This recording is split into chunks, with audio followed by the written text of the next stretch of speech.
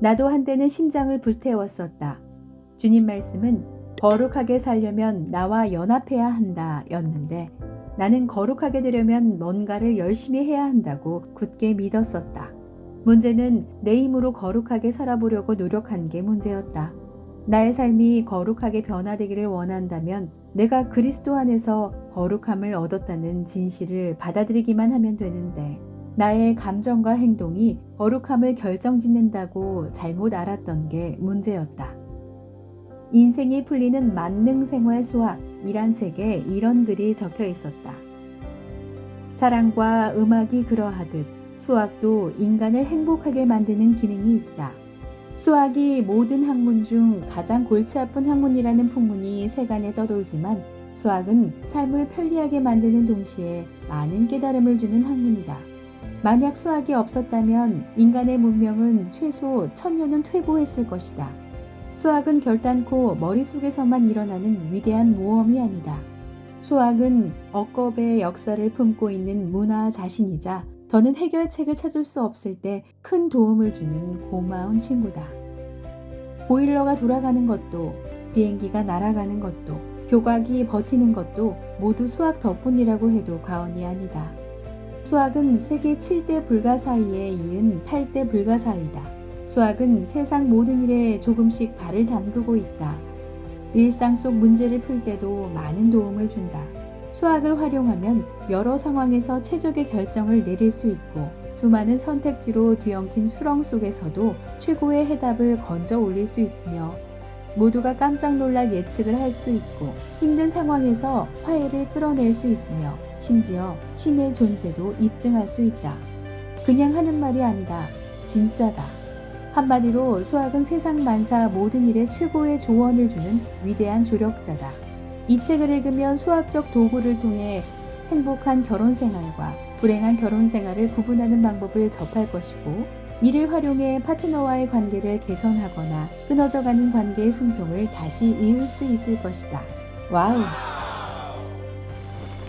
학문으로 읽지 않았다면 혹할 뻔했다. 아니, 신문 광고를 보고 혹해서 이 책을 사긴 했다. 만약 우리 교회 중등부 회장이 이 책을 사서 읽는다면 얼마나 공감할까?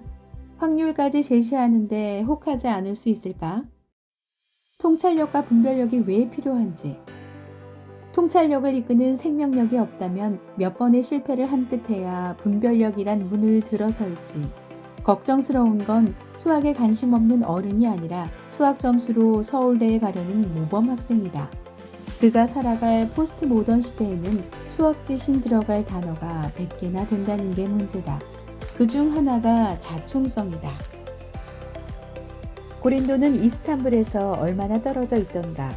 그리스로 가는 대신 불가리아로 간 건 소피아 유학생 교회에서의 강의 부탁 때문이었다.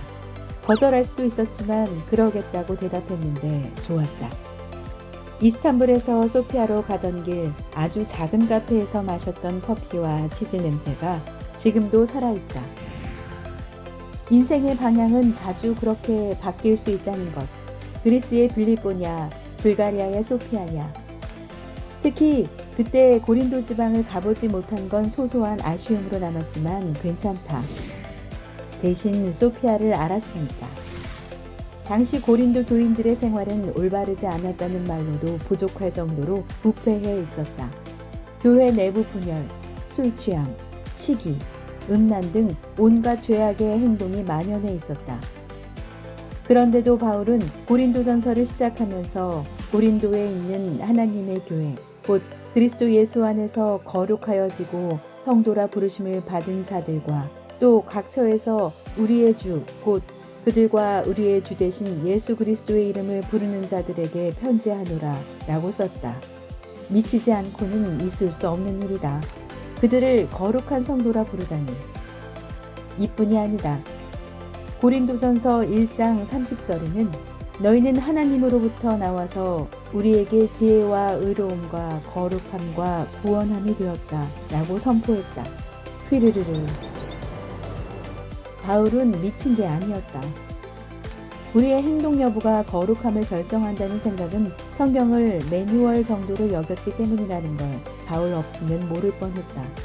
성경 해석할 때 구속사와 언약 중심으로 해석하지 않고 계명이나 행동 지침서로 여긴 결과는 자신도 모르는 사이 율법주의자가 되고 만 것이다.